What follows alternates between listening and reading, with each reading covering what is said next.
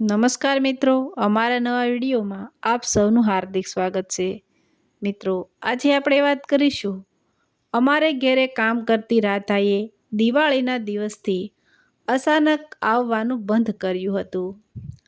હજુ આજના દિવસ સુધી દેખાણી ન હતી. રાધા દરેક દિવાળી ઉપર અમારા ઘરની સાફ સફાઈ કરે. તેની સામે સ્મિતા એક પગાર બોનસ સ્વરૂપે આપતી. આ વખતે અચાનક તે દેખાણી નહીં. બધું કામ જાતે કરવું પડ્યું એટલે અંદરથી બરાબરની તે અકળાઈ હતી. હવે તો રાધા આવે એટલે તેનો હિસાબ કરી છૂટી કરી દેવી છે. તહેવારમાં કામ ન આવે તેવી વ્યક્તિનું મારે કામ જ નથી. તે એકલી બબડતી. સ્મિતા ઉતાવળી બની હતી.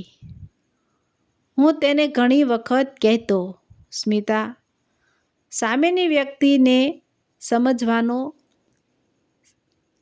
સાંભળવાનો પ્રયત્ન કર. સમજ્યા વિચાર્યા વગરનો સીધો શાબ્દિક પ્રહાર ઘણી વખત આપણને શરમજનક સ્થિતિમાં મૂકી દેશે. રાધાના પરિવારને હું ઘણા સમયથી ઓળખું છું. સ્વામીની અને સંસ્કારી ઘરના પરિવારમાંથી આવતી હોય તેવું તેના પરિવાર ઉપર તેજ હતું. જન્મજાત ઘરના કામ કોઈના કરતી હોય તેવા તેના લક્ષણ એકે ખૂણેથી દેખાતા ન હતા. ઘણી વખત મજબૂરી કે પરિસ્થિતિ સામે અમુક લોકો ઝૂકતા નથી. હાથ લાંબો કરી અપમાનિત જીવન જીવવા કરતાં મહેનતથી કામ કરી આત્મસન્માન સાથે વર્તમાન પરિસ્થિતિ સામે લડનાર વર્ગ પણ હજુ સંસારમાં જોવા મળે છે. રાધાનો વર ધીરેન એક ખાનગી કંપનીમાં પટ્ટાવાળાની નોકરી કરતો હતો. ઘરે એક પુત્ર હતો જેનું નામ રાખ્યું હતું ચિરાગ. બસ એ જ તેની દુનિયા હતી. એ જ તેનું સ્વપ્ન હતું. ચિરાગ પણ ખૂબ સમજુ છોકરો હતો. તે તેના પપ્પા મમ્મીને આ યાતનાભરી જિંદગીમાંથી મુક્તિ અપાવવા ગંભીર પ્રયત્ન કરતો હતો. તે પોતે પોતાની કારકિર્દી પ્રત્યે ખૂબ જ જાગૃત હતો. એ કોઈ વખત મને મળતો હતો ત્યારે તેની વાતોમાં પારિવારિકતા રહેતી. તેણે મને સુંદર શબ્દો કીધા હતા. સાહેબ, ગરીબીમાં જન્મ લીધો એ ગુનો નથી, પણ એ જ પરિસ્થિતિમાં જીવન પૂરું કરવું એ ગુનો છે. ગરીબી સામે લડવા માટે અમારી પાસે બે જ વિકલ્પ છે. એક સાદું જીવન અને ઉચ્ચ વિચાર અને બીજો ઉચ્ચ ભણતર. વાત તેની સાચી હતી. ભગવાન શ્રી કૃષ્ણએ પણ અર્જુનને માર્ગદર્શન આપ્યું, પણ લડાઈ તો તેણે જાતે જ લડવી પડી. જીવન એક સંગ્રામ છે. જે વ્યક્તિ હથિયાર નીચે મૂકે છે એ વ્યક્તિ સંસારમાં અપમાનિત જીવન જીવતો થઈ જાય છે. છેલ્લી ક્ષણ અને છેલ્લા શ્વાસ સુધી લડતા રહો. જિંદગીને પણ થવું જોઈએ ખરો મર્દ મળ્યો. મને હંફાવી આગળ વધી ગયો. ચિરાગ કહેતો, ગરીબ વ્યક્તિ માટે એક કલાક અને એક દિવસ અગત્યનો હોય છે. ફાલતુ ચર્ચામાં સમય બગાડવો એટલે અમારી કબર જાતે ખોદવા બરાબર છે. આ ચિરાગને એન્જિનિયર કરવા રાધા અને ધીરેને ગામડની પોતાની ખેતીની જમીન ઉપર લોન લીધી હતી. અચાનક સાંજના સમયે બારણે બેલ વાગ્યો. મેં જોયું તો રાધા હાથમાં કપડાની થેલીમાં કંઈક લપેટી બારણે ઊભી હતી. મોઢા ઉપર આનંદ હતો. મેં કીધું, આવ બેન રાધા. ક્યાં ખોવાઈ ગઈ હતી? ત્યાં તો સ્મિતા વાવાઝોડા સ્વરૂપે રસોડામાંથી બહાર આવી અને હજુ રાધા કંઈ આગળ બોલે ત્યાં સાસુ ખોટું સંભળાવવા લાગી. રાધાના મોઢા ઉપરનો આનંદ ધીરે ધીરે અદૃશ્ય થવા લાગ્યો. રાધાની પાછળ તેનો પુત્ર ચિરાગ શાંતિથી પોતાની માનું થતું શબ્દરૂપી અપમાન જોઈ રહ્યો હતો. રાધાને તો આ રોજનું હતું. જ્યારે રજા પાડે ત્યારે દરેક ઘેરે આવું બધું સાંભળવાની તેને આદત પડી ગઈ હતી. એટલે એ મૂંગા મોઢે સ્મિતાને સાંભળી રહી હતી. મારી નજર તેની પાછળ ઊભેલ ચિરાગ સામે પડી. તેની આંખોમાંથી પડતા એક એક આંસુ મારા અસ્તિત્વને હલાવી રહ્યું હતું.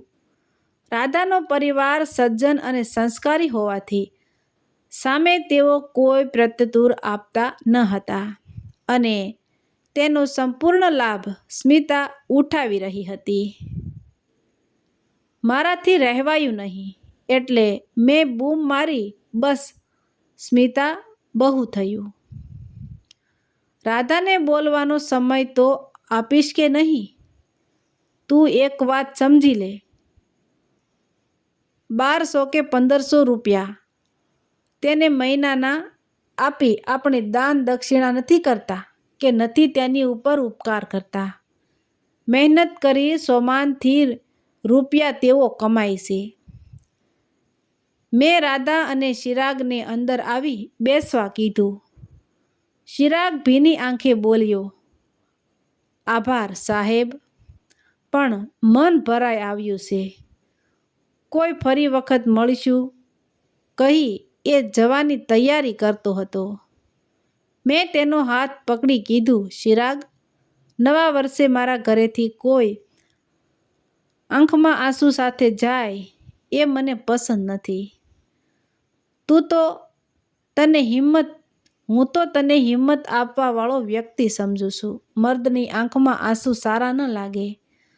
આવ મારી બાજુમાં બેસ.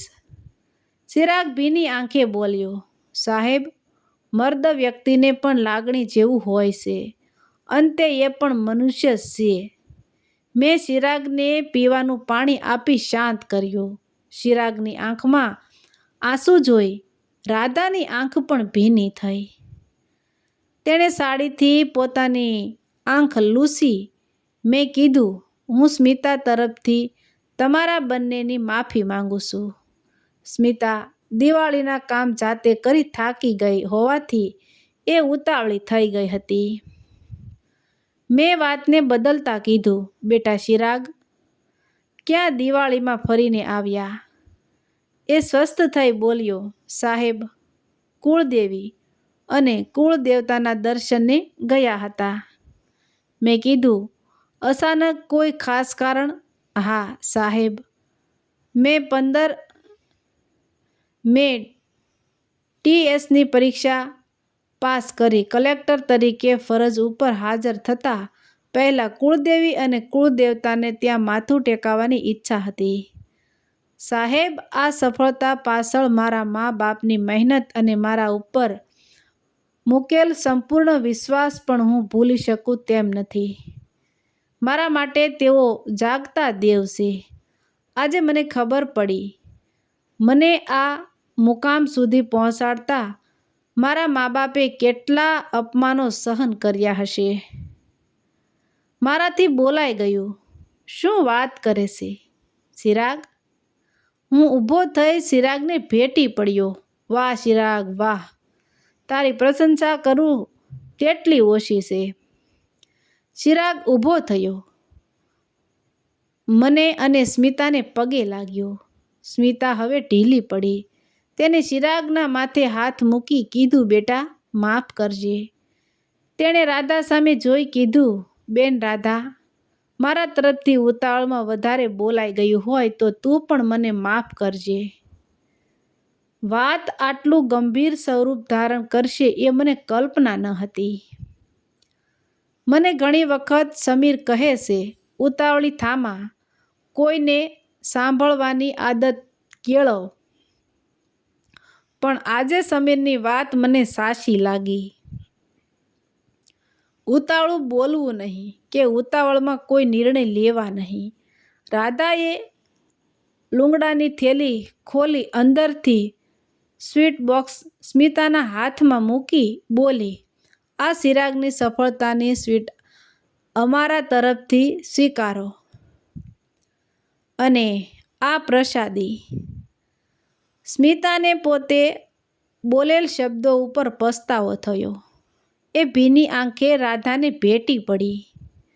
ચિરાગ ઊભો થયો. અમારી બંને સામે હાથ જોડી કીધું, મારા મા બાપ આ શહેર છોડી મારી સાથે કાયમ માટે આવે છે. કાલનો દિવસ આ શહેર માટે અમારો છેલ્લો છે.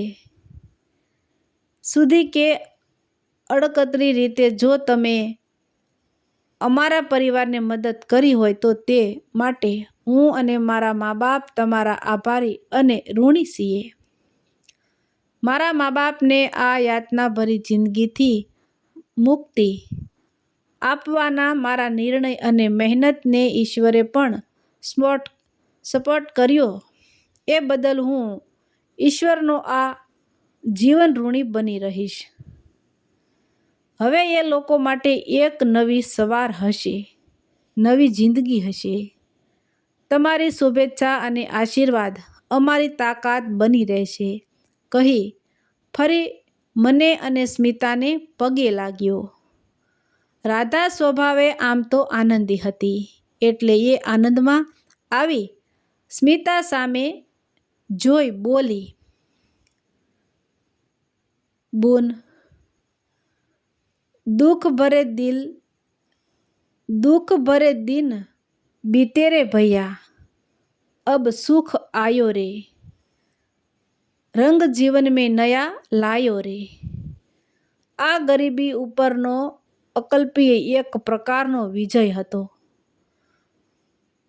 વ્યક્તિ ગરીબ હોય પણ સાથે સભ્યતા, નમ્રતા, ધૈર્ય, વિવેક એ સૂકે નહીં તો તેની પ્રગતિ કોઈ રોકી શકતું નથી. સાથે સાથે લોકોની નજરમાં પણ ઉચ્ચ સ્થાન પ્રાપ્ત કરે છે. આવડી મોટી કલેક્ટરની પોસ્ટ મળવા છતાં ચિરાગની વાતોમાં નમ્રતા અને સંસ્કાર છલકાતા હતા. પોતાની સામે પોતાની માનું અપમાન થતું હોવા છતાં એક પણ શબ્દ અશોભનીય ન બોલી તે મારી નજરમાં મુઠ્ઠી ઉંચેરો માનવ બની ગયો. ચિરાગ અને રાધાના ગયા પછી સ્મિતા મારી પાસે બોલી, સમીર, તારી વાત સાચી, હું ઉતાવળી છું, સમજ્યા વગર બોલું છું. સ્મિતા, કોઈને નોકરી આપો કે તેના કામના બદલામાં વળતર આપો તો તેને ઈશ્વરની કૃપા સમજો કે ઈશ્વરે તમને એને લાયક બનાવ્યા છે. સમયનું કામ જ પડખા બદલવાનું છે. આપણે ચાલીએ છીએ ત્યારે જે પગ એક વખત આગળ વધે છે તે જ પગ એક વખત પાછળ. બસ જિંદગીમાં સારા ખરાબ દિવસનું આવું છે. મારા દિવસમાં પણ સ્વયં શિસ્ત અને ધૈર્યની જરૂર હોય છે. સારા દિવસમાં પણ સ્વયં શિસ્ત અને ધૈર્યની જરૂર હોય છે. ખરાબ સમયમાં પણ લોકો આપણને ઇજ્જત અને માન આપતા હોય છે.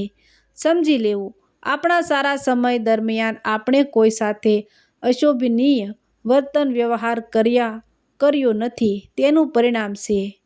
મિત્રો, સંક્ષિપ્તમાં કહું તો એક શબ્દ યાદ રાખો, સુખમાં સલકી ન જવું અને દુઃખમાં નાસીપાસ ન થવું. સમયનું કામ પસાર થવાનું છે. ઘડિયાળને ઊંધી કરવાથી સમય રોકાતો નથી. કોઈના ખરાબ કે સારા દિવસ કાયમ રહેતા નથી. તેથી તેને અપમાનિત કરવાનું સાહસ કદી કરવું નહીં. ઈશ્વર દયાળુ છે પણ સમય દયાળુ નથી. તે સ્થળ અને સંજોગો જોઈ ઘા કરતો હોય છે. કઠોર મહેનત કર્યા પછી ઈશ્વર પાસે માંગો. છતાં પણ ન મળે તો સમજો સારા કર્મનું બેલેન્સ ઓછું છે. એ વધારવા પ્રયત્ન કરો. ઈશ્વરનું નામ લેવાથી સંપત્તિ મળે છે એ ભૂલ છે. હા, પણ ઈશ્વરનું નામ લેવાથી શાંતિ, સલામતી, ધૈર્ય, સ્વયં આત્મવિશ્વાસ, કરુણા જેવા અદૃશ્ય ગુણ આપણામાં આવે છે, જે આપણા જીવનના પ્રેરક બળ બની રહે છે.